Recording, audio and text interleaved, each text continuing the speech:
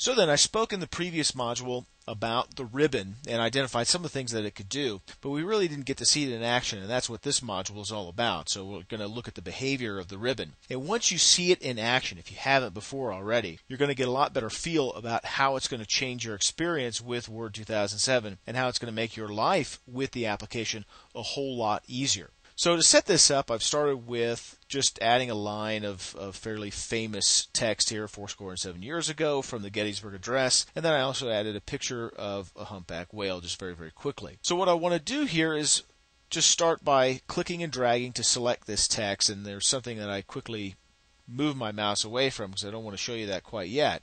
But at any rate, I want to concentrate on the ribbon, and what really powers the ribbon and the way that you're going to change the elements of your documents is something that is called Live Preview. And Live Preview is enabled in the ribbon by default, and it lets you just take your mouse and go to, for example, your Styles commands and look at your Styles gallery in your Styles command and just hover the mouse. Now you see what happened when I hover the mouse over heading 1? The text in the document changes, and this is something that I like to call what you see before you get it. You might hear people call it whiz biggie or whizzy big. What you see before you get it doesn't really have an official name. Well, actually it does. It has the official name of Live Preview. But it lets you anticipate what your change is going to look like before you even make your click. So I could look at my entire Styles gallery here, strong, subtle reference, emphasis, and I'm not making any changes to the document itself.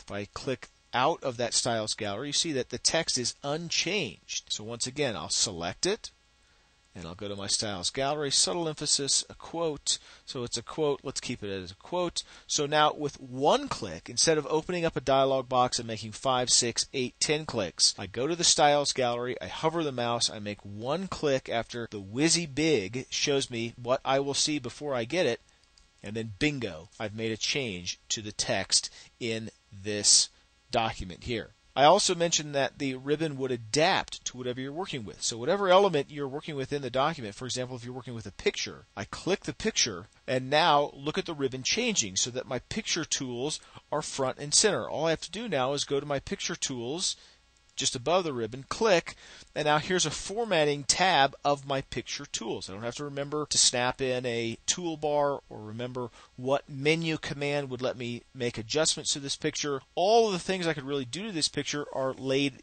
out in front of me in the ribbon. So Picture Tools Formatting tab is now open. I can change the text wrapping options. I can change, can I change the brightness? Sure. And this again is the idea. What would it look like if I changed the picture to normal, to 20% darker, to 20% lighter, and so on?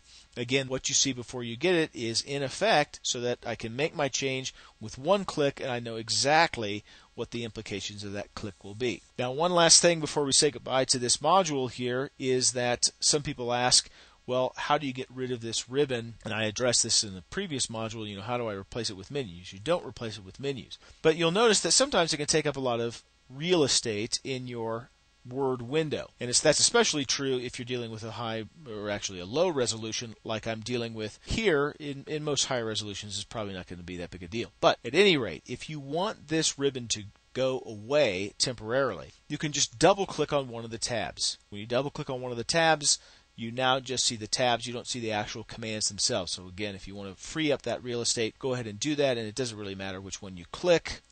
I can click the Insert tab to bring that ribbon back into play.